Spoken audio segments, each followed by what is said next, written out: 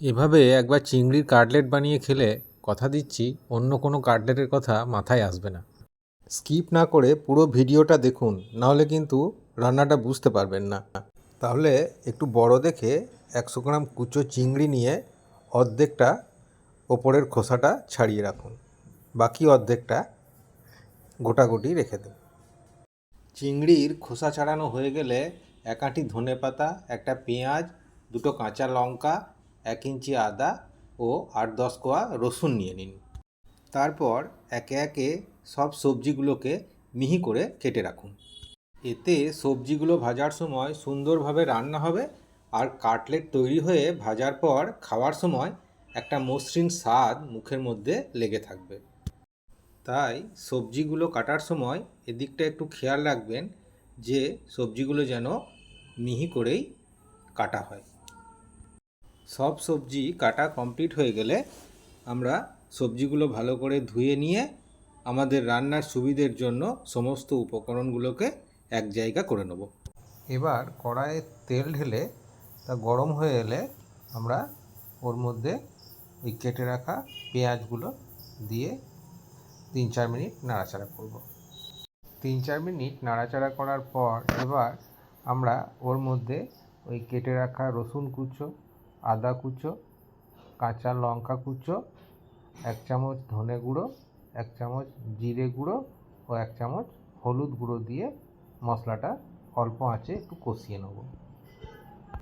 2-3 minute অল্প আঁচে মশলাটা কষিয়ে নেওয়ার পর আমরা ওর মধ্যে এবার খোসা ছাড়ানো ওই চিংড়িগুলোকে অ্যাড করে দেব। চিংড়িগুলো অ্যাড করার পর খুন্তির কোনায় করে চিংড়িগুলোকে কেটে কেটে দিয়ে ভালো করে মশলার সঙ্গে মিশিয়ে নেব এবং তার সঙ্গে ধনে পাতাও অ্যাড করে দেবো। এবার স্বাদ মতো লবণ দিয়ে মশলার সাথে মিশিয়ে নিলেই তৈরি হয়ে যাবে আমাদের কাটলেটের মশলা।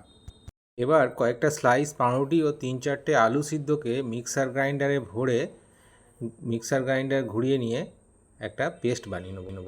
এবার পেস্টটা কড়াইয়ে দিয়ে ফুটতে শুরু করলে একে একে গোলমরিচ গুঁড়ো, আন্দাজ মতো লবণ এবং ওই তৈরি করে রাখা চিংড়ি মাছের মশলাটা মিক্স করে দেবো এবং সেই সঙ্গে গোটা চিংড়ি মাছগুলো ওর মধ্যে অ্যাড করে দেবো। আর তার সাথে অ্যাড করে দেবো 2 চামচ ছাতু। পুরো প্রসেসটা কমপ্লিট হতে 7 থেকে 8 মিনিট সময় লাগবে। 7 থেকে 8 মিনিট পর মিশ্রণটা তুলে নিয়ে ঠান্ডা করে নেব। এবার হাতে একটু তেল লাগিয়ে ওই মশলাটা নিয়ে কাটলেটের শেপ দিয়ে একবার ডিমের গোলায় ও একবার ব্রেড ক্রাম্বে চুবিয়ে ছুরি দিয়ে কাটলেটের মসৃণ শেপ দিয়ে দেবো। এইভাবে একে একে ধৈর্য ধরে আমরা সমস্ত মশলাটাকে কাটলেটের শেপ দিয়ে রেখে দেবো। এই প্রসঙ্গে সবার কাছে অনুরোধ যে চ্যানেলটিকে অবশ্যই শেয়ার এবং সাবস্ক্রাইব করে দেবেন, সেই সঙ্গে আপনাদের মতামত কমেন্টের মাধ্যমে জানাবেন। দেখুন একে একে আমাদের কাটলেটগুলো কিন্তু এবার তৈরি হয়ে গেছে। সমস্ত কাটলেট তৈরি হয়ে গেলে আমরা কাটলেটগুলোকে আধ ঘন্টা রেস্টে রেখে দেব। কমপক্ষে আধ ঘন্টা পর কড়াইয়ে তেল গরম করে একে একে হাই ফ্লেমে কাটলেটগুলো ছেড়ে দিয়ে ফ্লেমটাকে লো করে দেবেন এবং 8-10 মিনিট ভাজার পর যখন দেখবেন গোল্ডেন ব্রাউন রং হয়ে এসছে কাটলেটগুলো, তখন তুলে নেবেন।